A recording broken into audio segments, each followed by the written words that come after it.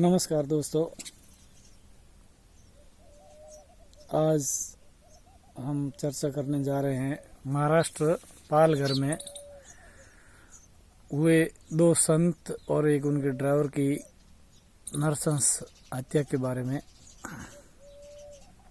महाराष्ट्र के मुख्यमंत्री उद्धव ठाकरे जी ये कहते हैं कि किसी गलतफहमी के शिकार से यह हत्या हुई है और उद्धव जी खुद सत्ता के लालच के अंदर एक पार्टी का सहयोग छोड़ के दूसरी पार्टी के तहत मुख्यमंत्री की कुर्सी पाने के लिए वो कुछ भी कर सकते हैं। और वह व्यक्ति ऐसा बयान दे रहा है जिनके पिता श्री बाला साहब ठाकरे अगर कभी भी संकट की घड़ी में बाला साहब ठाकरे ने मराठा लोगों को याद किया, पूरा महाराष्ट्र सड़कों पे आ जाता था। और वो व्यक्ति आज संतों की निर्मम हत्या के ऊपर गोल गोल बातें कर रहे हैं। उनको निलंबित कर दिया गया है, 2 कांस्टेबल को निलंबित कर दिया गया है, 110 लोगों को अरेस्ट कर लिया गया है। क्या होगा भाई? ये देश की राजनीति, सत्ता का लालच, कुर्सी पाने के लिए हमारे देश के नेता कुछ भी कर सकते हैं। उन्हें न तो साधुओं की चिंता है, न सनातन धर्म की चिंता है, न भाईचारे की चिंता है, न किसी गरीब की चिंता है। उन्हें सिर्फ और सिर्फ एक सत्ता का शिखर दिखाई देता है और बड़े ऊंचे ओहदे पे बैठकर उलूल जुलूल बातें किया करते हैं। उसके बाद में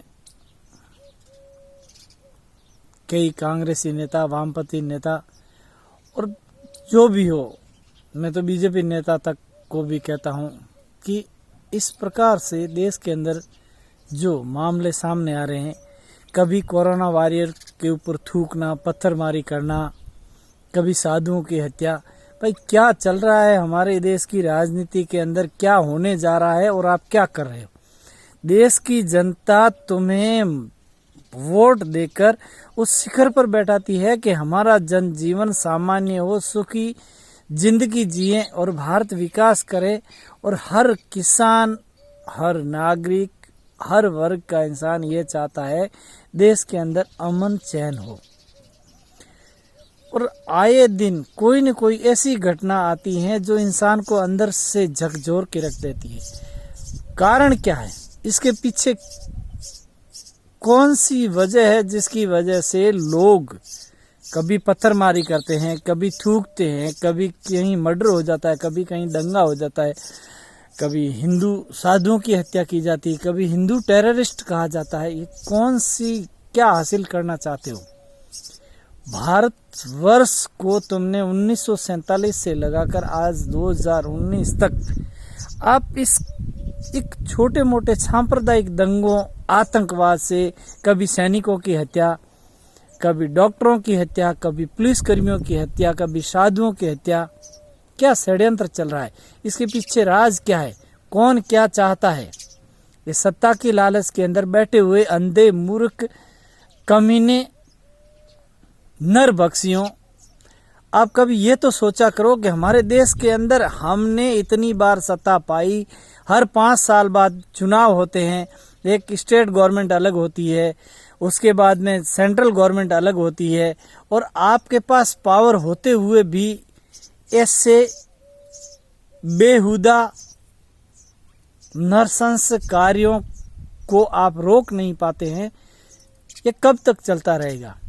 देश की जनता आपको विश्वास से चुनती है, आपको मत देती है, आपका स्वागत करती है, और फिर यही बयानों में एक तरफ मीडिया भांड जो बिका हुआ,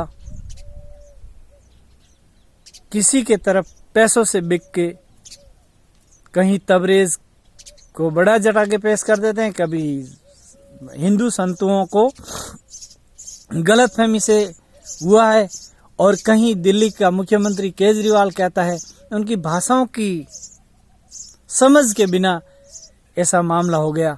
जो आज दिल्ली जैसा केंद्र शासित प्रदेश, जहां केंद्र सरकार और राज्य सरकार दोनों चलाती है, वहां आज कोरोना के आंकड़े दिन ब दिन बढ़ते जा रहे हैं। और इतना लॉकडाउन, जगह जगह पुलिस कर्मी, सुरक्षा कर्मी लगे होने के बावजूद भी महाराष्ट्र का सीएम कहता है वो एक दुर्गम इलाका है, वहां रात को हम निकल नहीं सकते। भाई आप वहां की कुर्सी पे बैठे क्यों हो? आपका दुर्गम इलाकों के अंदर आप सुरक्षा की व्यवस्था नहीं कर सकते, 2 लोगों की सुरक्षा नहीं कर सकते, तो आपकी जवाबदारी क्या बनती है? जनता आपसे क्या उम्मीद रखेगी? और मैं देश के प्रधानमंत्री, देश के गृह मंत्री और सभी राजनेताओं से हाथ जोड़कर विनती करता हूं कि देखिए, आप इस प्रकार के ये चीजें अगर हिंदुस्तान में चलती रहेगी तो आने वाला भारत कैसा होगा, आप ये अंदाज लगा लीजिए। मुझे तो नहीं लगता ये आप कभी कहते हैं कि वहाँ आतंकवाद, यहाँ आतंकवाद। पूरा भारतवर्ष जो एक अलग अलग टुकड़ों में बांट दिया है, आतंकवाद का गढ़ बना रखा है। जगह जगह जब मर्जी पड़ी तब आपने पत्थर फेंकवा दिए, सैनिक मरवा दिए, संत मरवा दिए, डॉक्टर्स मरवा दिए, पुलिसकर्मी मरवा दिए। क्या करोगे? चाहते क्या हो आखिर? आपका कोई फर्ज ही नहीं बनता है? आपके पास कोई कानून ही नहीं है क्या? इस प्रकार से सोशल मीडिया है, कोई भी व्यक्ति किसी को गाली दे सकता है। देश का छोटा नागरिक प्रधानमंत्री को गाली दे सकता है, मुख्यमंत्री प्रधानमंत्री को गाली दे सकता है, सुरक्षाकर्मी को गाली दे सकता है, उसके पत्थर फेंक सकता है, किसी को मर्डर कर सकता है। भारत का संविधान इतना बड़ा, इतना लचीला संविधान, लोकतंत्र, इतने बड़े लोकतंत्र के अंदर अगर इस प्रकार से चलता रहा तो एक दिन न जाने मेरा भारतवर्ष कहाँ पहुंचेगा। और हमारी देश की सरकारों की जवाबदारियां छोड़कर आंख मूंद के बैठी हुई है। मैं ये नहीं कहता कि भाई स्टेट गवर्नमेंट जवाबदार है या सेंट्रल गवर्नमेंट जवाबदार है। मैं तो सभी की भूमिका बनती है कि सभी को एकजुट होकर कार्य करना चाहिए। पहले प्रथम सर्वोपरि राष्ट्र होता है, उसके बाद में आपकी कुर्सी होती है। अगर जिस दिन जनता ने चाहा तो आप सभी को घसीट कर रोड पे डाल देंगे और आपकी ये नेतागिरी धरी की धरी रह जाएगी। इसीलिए जनता के साथ विश्वास बनाए रखिए। आपसे हाथ जोड़कर विनती है, जनता ने आपको कुर्सी दी है तो जनता के विश्वास पर खरे उतरिए और जनता को सही सुरक्षा, सही न्याय और सही स्वास्थ्य चिकित्सा व्यवस्थाएं दीजिए और जनता अमन सुख चैन से खाना खा सके और सुखी जीवन जी सके। ऐसे कुछ कदम उठाइए ताकि आने वाला भारत एक स्वर्णिम भारत हो, न कि एक आतंकवादी देश हो। भाई भाई लड़ रहे हैं, लोग एक दूसरे को मार रहे हैं, काट रहे हैं। क्या चल रहा भाई? बहुत बुरी बात है, समझ से परे हैं। क्या कहें? जय हिंद, जय भारत।